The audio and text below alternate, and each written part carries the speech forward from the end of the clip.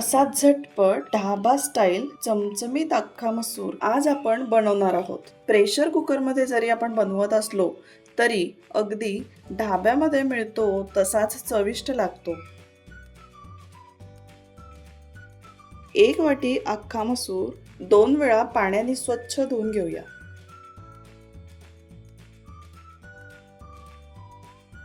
अख्खा मसूर 2 पाण्याने आपण स्वच्छ धुवून घेतलेला आहे.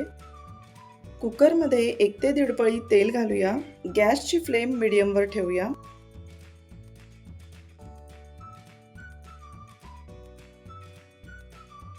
तेल तापलं की पाव चमचा जिरं घालूया.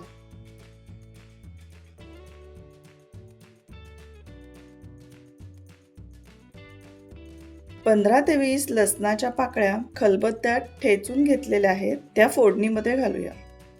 लसणामुळे भाजीला खूप छान चव येते. 8 ते 10 कढीपत्त्याची पानं घालूया.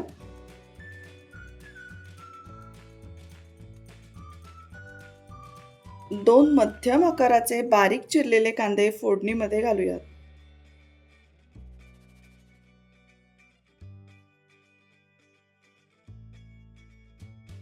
यामध्ये चवीनुसार मीठ घालूया. कांदा छान लालसर रंग येईपर्यंत परतवून घेऊया. कांदा तेलावर चांगला परतवून घेतला की भाजी गोडसर होत नाही. पाव चमचा हळद घालूया. कांदा भाजेपर्यंत आपण सतत हलवून घेऊया. कांदा रंग बदलेपर्यंत व्यवस्थित भाजला गेलेला आहे. यामध्ये 1 चमचा गोडा मसाला घालू.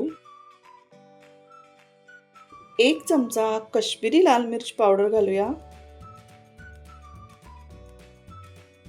1 चमचा धने पावडर घालूया. 1 छोटा चमचा हिंग घालूया. 4 ते 5 सेकंद मसाले तेलावर छान परतवून घेऊया.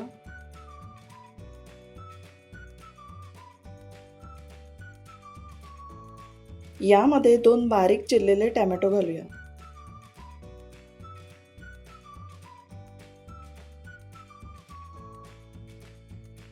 टोमॅटो तेलावर छान परतून घेऊया.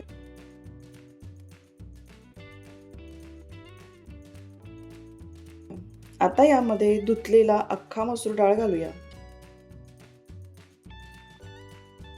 साईडला पातेल्यामध्ये 1 ग्लास पाणी गरम करायला ठेवलेलं आहे. 1 वाटी अख्खा मसूर डाळ आपण भाजी करण्यासाठी घेतलेली आहे. त्यासाठी आपण 4 वाटी किंवा 1 ग्लास गरम पाणी भाजी शिजण्यासाठी कुकरमध्ये घालणार आहोत.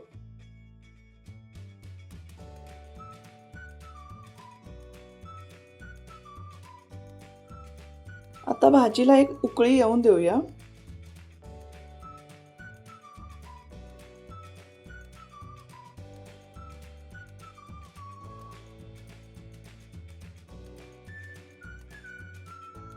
आता कुकरला झाकण बंद करून 2 ते 3 शिट्ट्या करूया.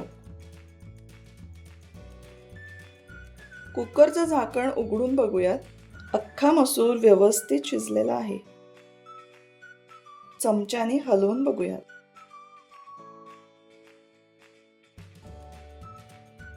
वरून मस्त बारीक चिरलेली कोथिंबीर घालूया.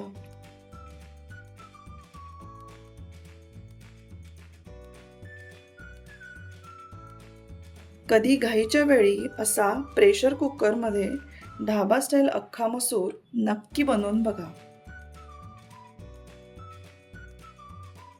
गरमागरम वाफाळता भात, भाकरी आणि पोळीसोबत असा ढाबा स्टाईल अख्खा मसूर खूप छान लागतो.